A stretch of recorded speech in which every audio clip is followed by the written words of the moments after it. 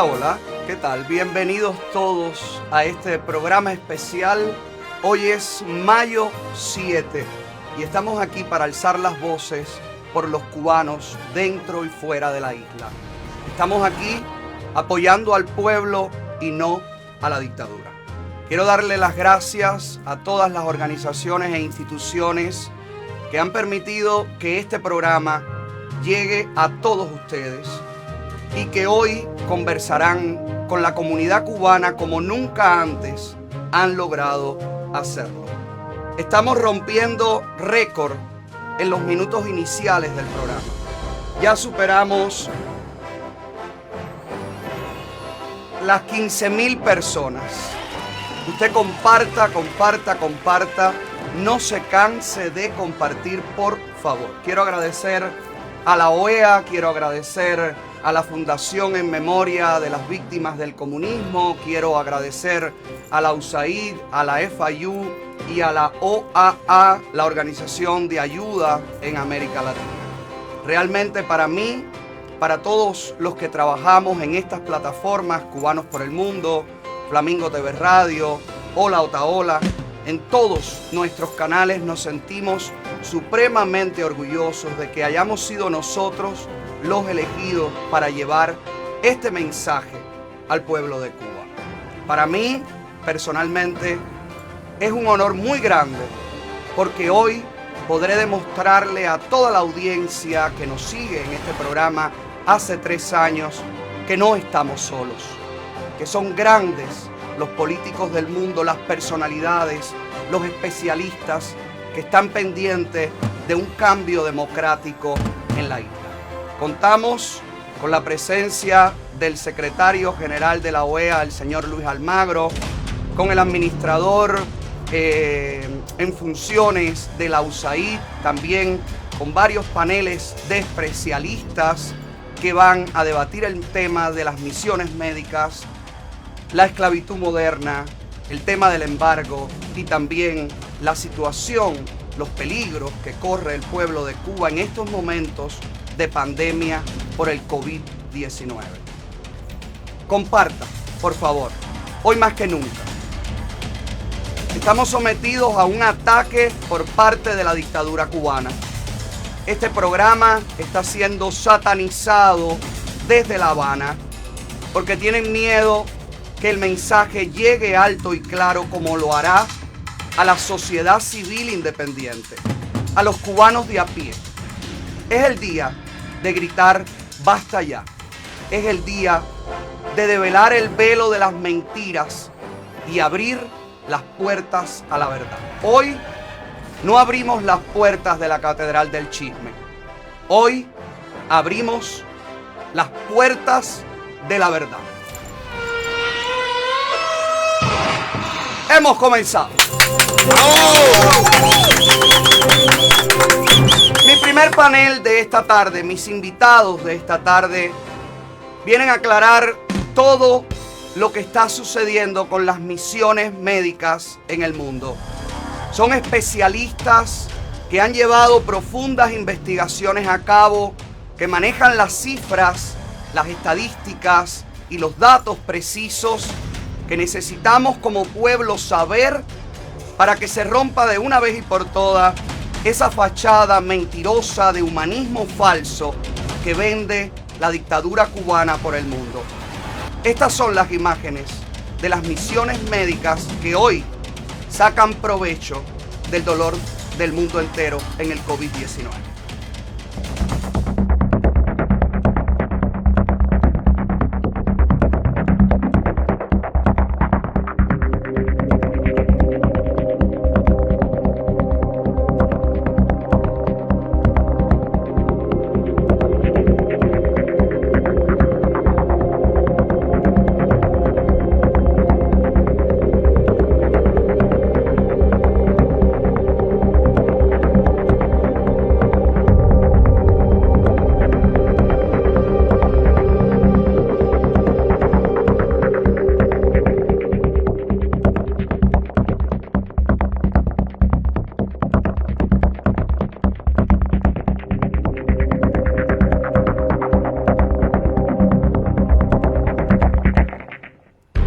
doy la bienvenida a mis primeros invitados de esta tarde, la investigadora cubanoamericana, la señora María Huerlao, y el doctor Hugo Hacha, director de investigación de la Fundación para los Derechos Humanos, ambos aquí, patrocinados, por supuesto, por la Fundación en memoria a las víctimas del comunismo. Buenas tardes, bienvenidos a este programa especial. Gracias. Muy buenas tardes, es un verdadero placer y un privilegio. Para mí, para nosotros, es un privilegio poder conversar con ustedes. Mi primera pregunta va directo a la mentira de la dictadura. Son las brigadas médicas cubanas que salen hoy exportadas desde la isla una manera en la que la dictadura está lucrando con el miedo a la pandemia del COVID-19 por todo el mundo. ¿A quién es la pregunta? María, contigo, por favor, Dale. Las damas primero. Por supuesto, gracias, encantada. Es una oportunidad para llevar un trabajo que, como te decía el otro día, es enorme y tiene muchos ángulos y que merece ser relatado por los mismos trabajadores de la salud que vistes en las fotos y que sufren esto, ¿no? Pero nosotros podemos hablar en términos globales. Por supuesto, fíjate que yo creo que Cuba es el único país del globo terráqueo que se ha lucrado y ha encontrado oportunidad en esta calamidad que le ha caído a nuestro planeta.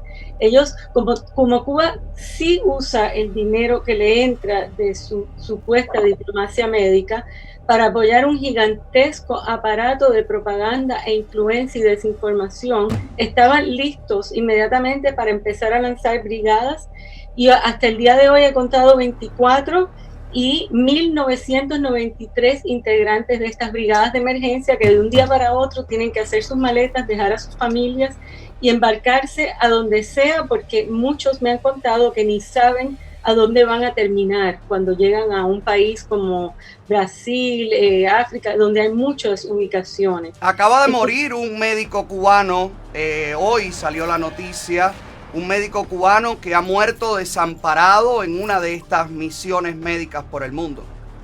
Así, y nuestro proyecto Archivo Cuba, que tiene una documentación de muertes y desapariciones, una base de datos, ha estado documentando las muertes de estos internacionalistas cuando salen al exterior. Pero en fin, que estas supuestas brigadas de solidaridad internacional son un instrumento de lucro para el gobierno cubano, pero más importante aún, históricamente las ha usado Cuba para ganar influencia en países, para establecer equipos de vigilancia, para apoyar aliados.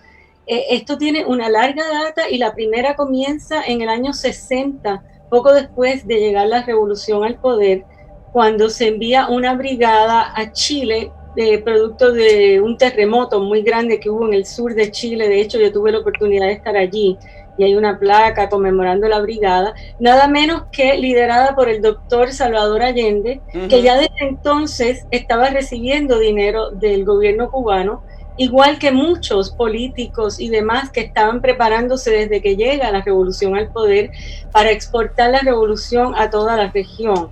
Entonces, esto no es solo un mecanismo de lucro, porque Cuba cobra por cabeza, vamos a decir, por persona.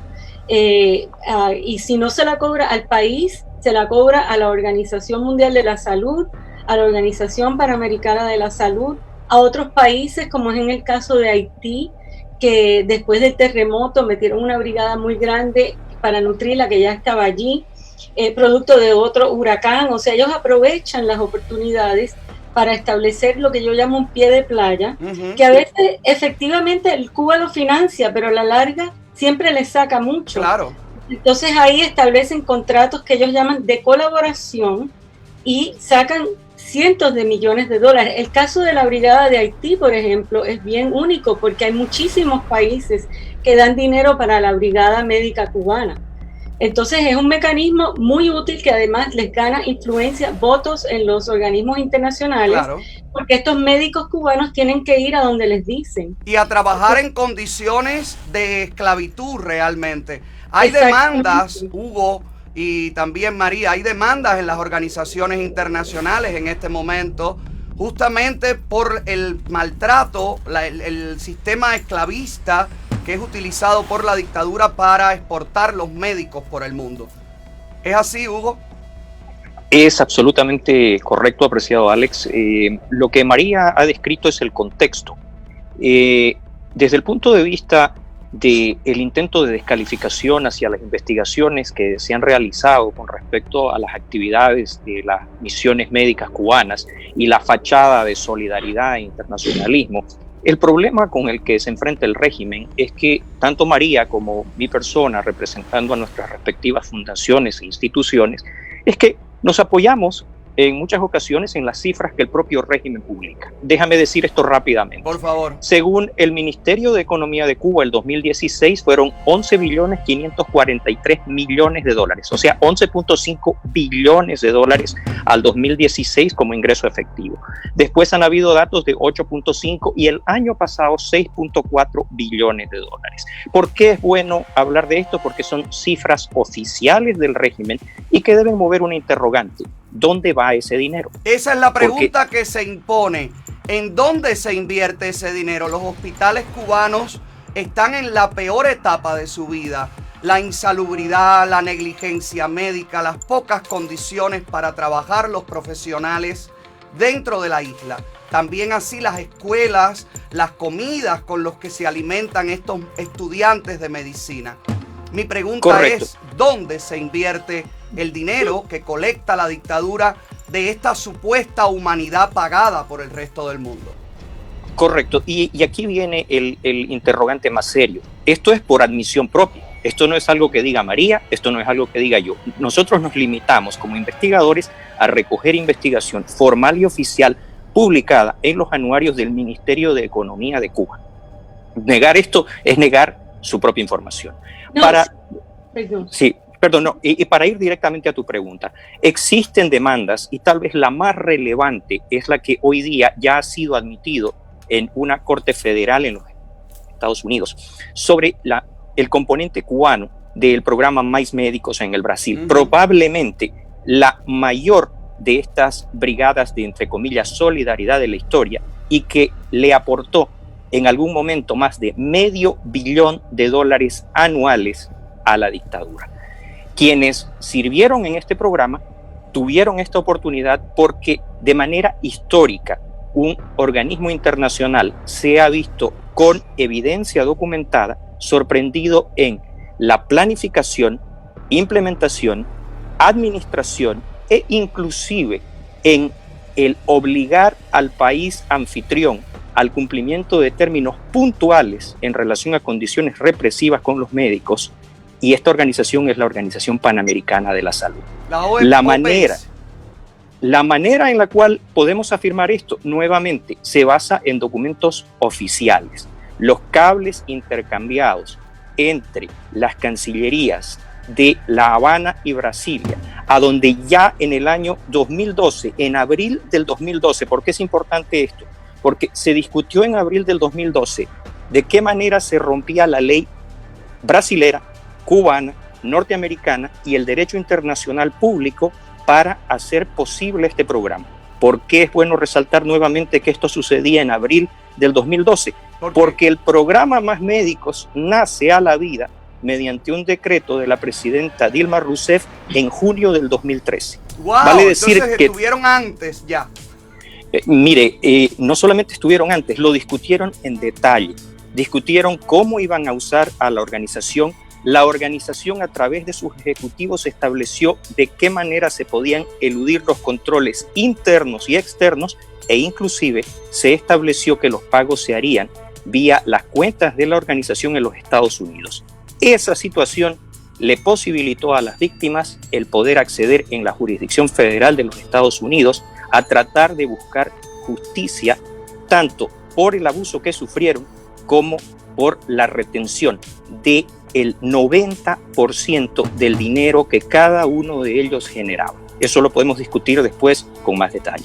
María, ¿son cómplices, se puede decir, las organizaciones internacionales de salud en el mundo por lo que pasan los cubanos, los galenos cubanos?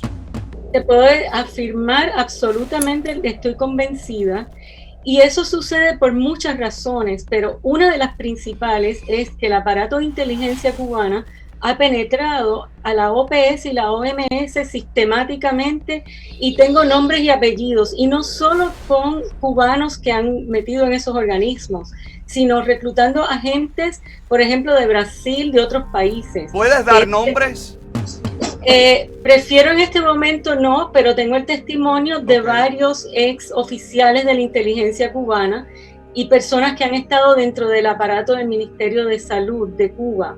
Si tú me permites, yo quería aprovechar este espacio para hacer una aclaración sobre las estadísticas, porque ahora que este tema, a raíz de varias cosas que han sucedido en los últimos años, ha cobrado vigencia y por fin lo está cubriendo la prensa, resulta que las estadísticas de la misma Cuba se citan con cierta confusión.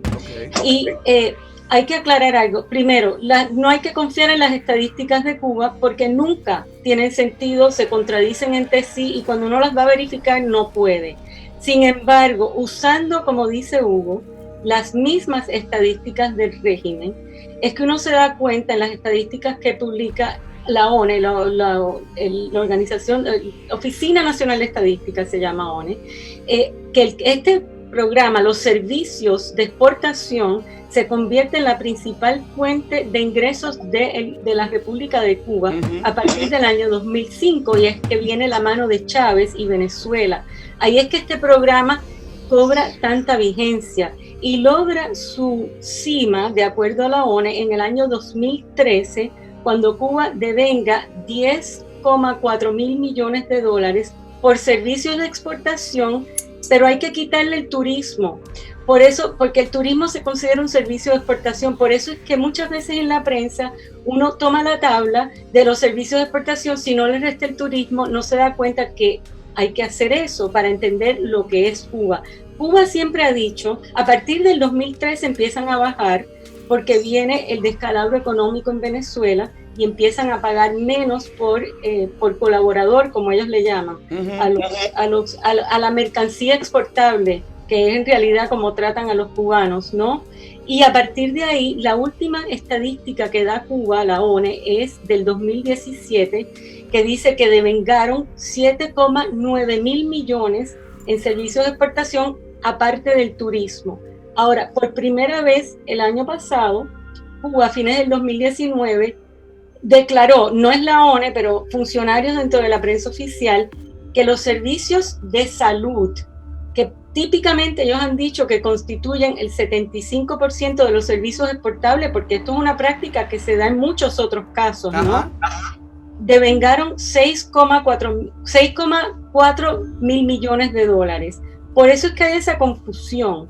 Todavía sigue siendo el rubro más importante, ¿no? Claro. Pero ha ido bajando, y por eso ellos, que dicen oficialmente que tienen un exceso de 10.000 médicos, se han afanado por llevar estas brigadas de emergencia al mundo entero y como quiera, ¿no? Y están devengando, no se sabe porque esos acuerdos por lo general son secretos, pero salen muchas veces de la prensa de los países receptores de estos medios. La prensa ayuda mucho a lavar el rostro de la dictadura, y también en muchos casos la prensa izquierdista o con inclinaciones que son benevolentes con los dictadores del mundo, pues generalmente apoyan el hecho de grandes titulares que a los ojos de mucha gente que solo lee el titular, pues aparece Cuba como la gran hada madrina a nivel de salud en el mundo.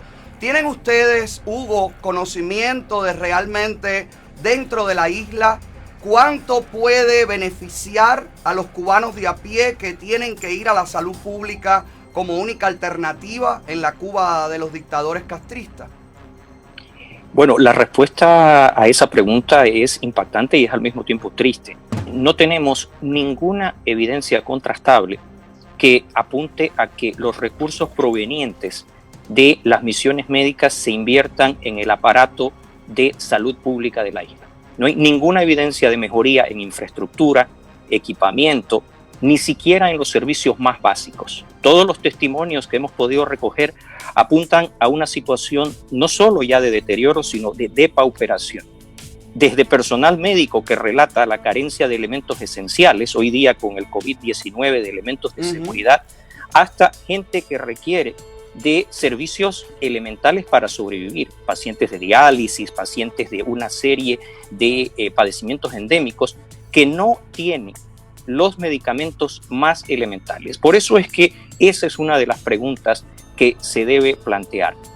Lo que decía María, más allá de las estadísticas de la Oficina Nacional de Estadística, estos números que publica el Ministerio de Economía, que ha publicado el mismo Ministerio de la Salud, que si te fijas, nunca están por debajo de su última admisión, que fue 6.4 billones el año 2019. Con 6.4 billones de dólares, para decirlo de una manera distinta, 6.400 millones de dólares.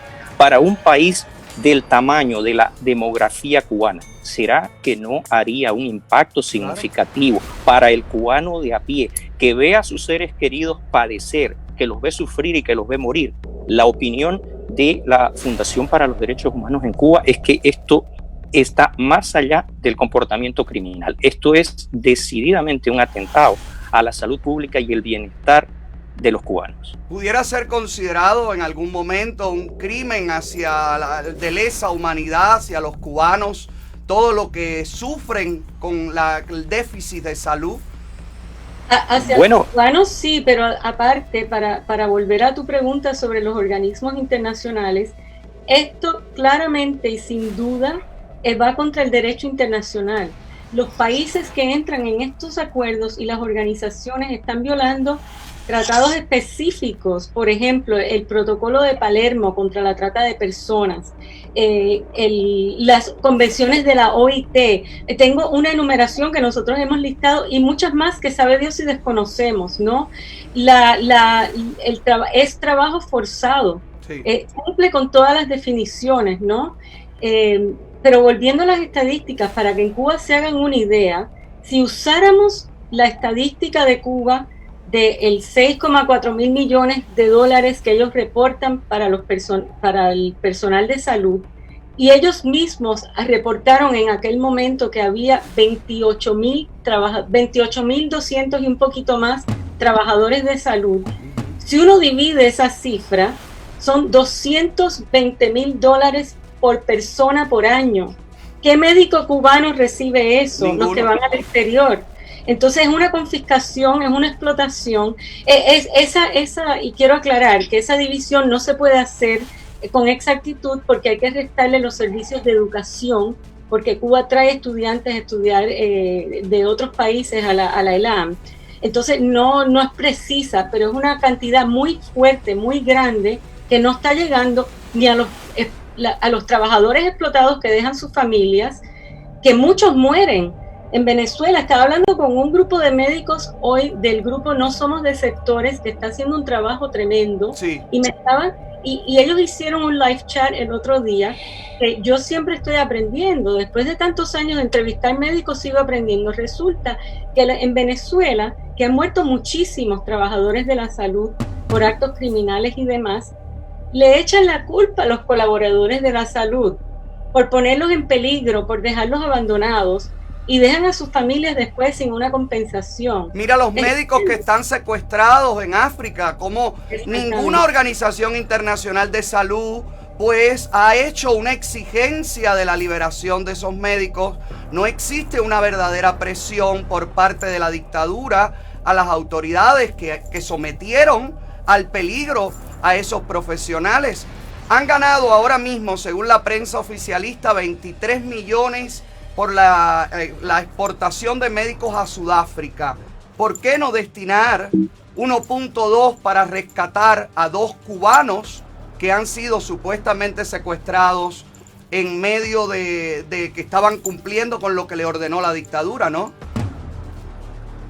Así es, trágico. Nosotros hemos estado recopilando información de los que han muerto y son decenas. Para el año 2010, ya Chávez le puso una placa a 70 y pico de médicos cubanos muertos en Venezuela y han pasado casi 10 años, o sea que son decenas de familias que han perdido a un ser querido, decenas de personas, muchas veces jóvenes, muchas veces mujeres que han muerto. mueren de enfermedades en áreas remotas. Yo he hablado con 2 médicos que han estado en Haití, que los han mandado a una clínica sin agua y sin luz, una casita, donde tienen que cocinar con carbón. Es insólito. Son expuestos a la violencia también. En muchos lugares son asaltados, son agredidos, médicos, doctoras cubanas que han sido ultrajadas sexualmente, o sea, hay de todo, que además Cuba no lo reporta como debiera, porque si te reportas todo el humanismo, ¿por qué no reportar también todas estas cifras dantescas? Pero bueno, sabemos que las dictaduras se dedican a ocultar la verdad. No sé si saben, como especialistas que han estudiado el tema Cuba, que ahora mismo hay una iniciativa dentro de la isla convocada por la dictadura cubana que habla de que todos los ciudadanos salgan a aplaudir a las 9 de la noche a los médicos cubanos. Realmente, ¿cuál sería el mensaje para esos cubanos que aún aplauden a las 9 de la noche? ¿Estarían aplaudiendo realmente un acto de humanidad o un acto de esclavismo? Bueno, apreciado Alex, aquí habría que hacer una división muy clara. El personal médico cubano debería recibir un aplauso desde el punto de vista del sacrificio que realiza, el abuso que sufre y el empleo absolutamente incomprensible que de ellos hace el régimen. En ese sentido humano, yo aplaudiría todo ese espíritu de sacrificio. ¿Por qué? Porque el personal médico cubano es doblemente victimizado. Es victimizado cuando se lo somete a condiciones de trata y tráfico de personas.